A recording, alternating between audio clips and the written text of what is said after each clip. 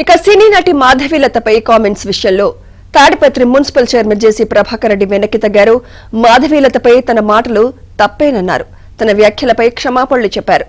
72 ఏళ్ల వయసులో ఆవేశంగా అలా మాట్లాడాన్ని తప్ప ఎవరిని కించపరచాలనే ఉద్దేశం తనకు లేదన్నారు. తాడిపత్రి కోసం ఎంత దూరమైనా వెళ్తానన్న జేసీ ప్రజలు తమ వైపు ఉన్నారన్నారు.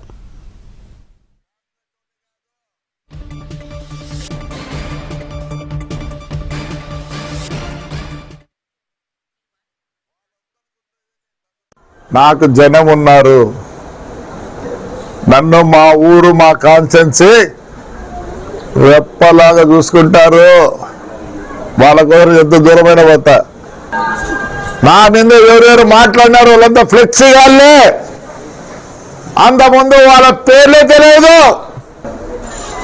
సరే ఒక మాట అన్నా అమ్మాయిని మంచిది కాదు, ఎందుకంటే ఆవేశము కొద్దిగా ఓవర్ ఎక్సైటెడ్ అయినా.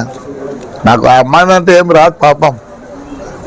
అమ్మాయిని అంటే నాకేం రాదు, ఏదో పాపం ఒక కార్యకర్తగా. కానీ కొన్ని మాటలు చెప్పకూడదు దయచేసి. నాకు వయసు 72 సంవత్సరాలు. ఆవేశం ఎక్కువ, నేను అందరికి తెలుసు.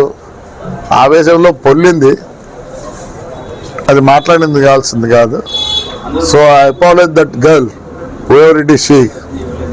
ప్రతి ఒక్కరికి బతుకు తెరు ఉంటుంది పాపం, మంచిది కాదు. స్లిప్ ఆఫ్ మై టంగ్ అనుకోండి. కానీ ఈ రాజకీయ నాయకులు అందరూ మాట్లాడతారు చూడే, ఎట్లంటే మాట్లాడదండి. నా మీద మాట్లాడే వాళ్ళందరూ చెప్తానా, పని చేసి చూపించండి.